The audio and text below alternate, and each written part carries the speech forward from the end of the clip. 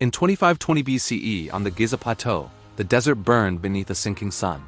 Heat shimmered above the limestone bedrock as wind dragged sand across the plateau in slow, deliberate waves. High above the plain, the Pyramid of Khafre rose against the sky, its upper casing stones still intact, gleaming faintly like a crown of white fire. At its base, half buried in dust, a single limestone block rested where it had fallen centuries ago. Its edges were worn smooth by time, yet its surface still carried the scars of precise human labor. That block would become the silent witness to a mystery we have long overlooked. Khafre, son of Khufu, ruled Egypt during one of the most powerful moments in its history. He inherited a legacy already shaped by the Great Pyramid, yet his ambition was not to repeat his father's achievement, it was to surpass it. His pyramid, though slightly smaller, was built on higher ground, creating an illusion of dominance. To ancient eyes, it appeared taller, more imposing, closer to the heavens. This wasn't just a tomb. It was a machine of belief, designed to anchor the pharaoh's soul to the cosmos and ensure his rebirth among the stars.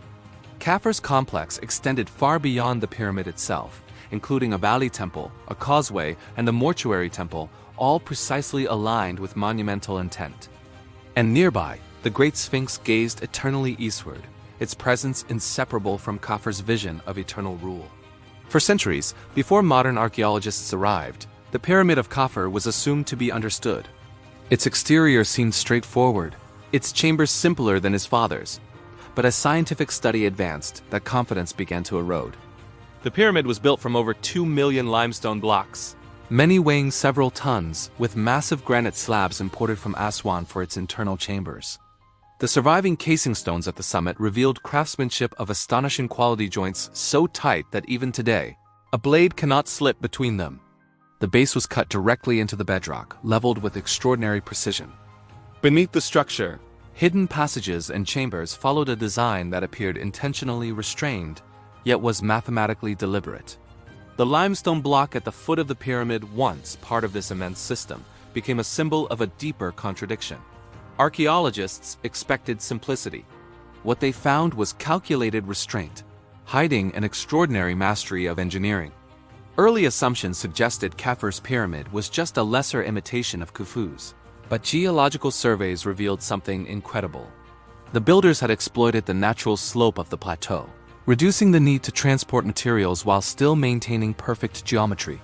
This wasn't a sign of technological limitation, it was an act of strategic intelligence. The pyramid's orientation to true north rivaled that of the Great Pyramid, an amazing feat achieved with fewer internal reference points. Excavations of the Valley Temple uncovered massive granite pillars, each weighing over 40 tons, all shaped and polished with a precision unmatched in later periods. The temple floors were so finely leveled that a thin layer of water would have spread evenly across them without pooling. The causeway linking the pyramid to the Valley Temple followed an exact celestial alignment, mirroring the solar paths associated with a pharaoh's rebirth. The more we looked, the more the old expectations collapsed. Then scholars examined the relationship between Khafre's pyramid and the Sphinx. The erosion patterns on the Sphinx enclosure suggested it had been exposed to water long before Khafre's reign, raising controversial questions. Did Khafre inherit ancient structures and seamlessly integrate them into his vision? If true, it means he didn't just build, he understood a forgotten history well enough to make it his own. That single limestone block at the pyramid's base endured as a reminder that every stone was placed with absolute intention, not guesswork.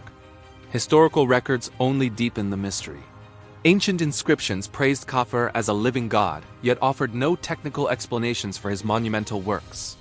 Greek historians marveled at the scale but failed to describe the methods. Arab chroniclers spoke of hidden knowledge, sealed chambers, and forgotten sciences. None provided answers, only echoes of a lost world. Modern archaeology brought its own technology to bear on the puzzle. Seismic scans revealed strange voids beneath the plateau. Laser measurements confirmed an alignment accuracy that challenges our assumptions about Bronze Age capabilities. Geological analysis showed quarry marks consistent with advanced planning, not improvisation. And while carbon dating aligned the construction with Khafre's reign, it still couldn't explain how such precision was achieved in so short a time. An unavoidable contrast emerged. Scholars had long believed they understood the evolution of pyramids, a story of trial and error. But the Pyramid of Khafre exposed a far more unsettling truth.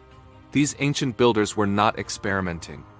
They were refining a system that had already been perfected. That realization has begun to reshape our understanding of history. Khafre's pyramid forced researchers to reconsider ancient engineering. It demonstrated that efficiency, geometry, and symbolism could be flawlessly integrated into a single, monumental design.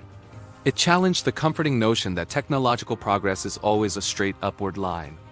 It suggested that knowledge can peak, vanish, and leave behind only silent stone. The pyramid's influence rippled outward through time. It reinforced cosmic symbolism in religion. It inspired later civilizations to emulate monumental stone construction. And it ignited philosophical debates about lost knowledge and the limits of human memory.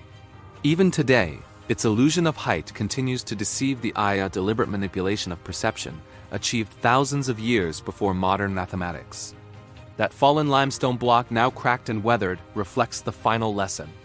It represents mastery hidden behind simplicity. It symbolizes a civilization that did not boast of its secrets, but embedded them into stone for eternity. As night falls over Giza, the Pyramid of Khafre darkens into a silhouette against the twilight. The Sphinx disappears into shadow. The wind moves again across the plateau, brushing against the fallen block as it has for millennia. That block has witnessed empires rise and vanish, scholars argue and depart, and technology advance, only to fall short of providing all the answers. Today, the Pyramid of Khafre stands not as a lesser monument, but as a quiet, powerful challenge. It reminds us that greatness does not always announce itself with a roar. Sometimes it hides in perfect proportion, precise placement, and elegant restraint. Sometimes the most advanced knowledge leaves no written record, only results.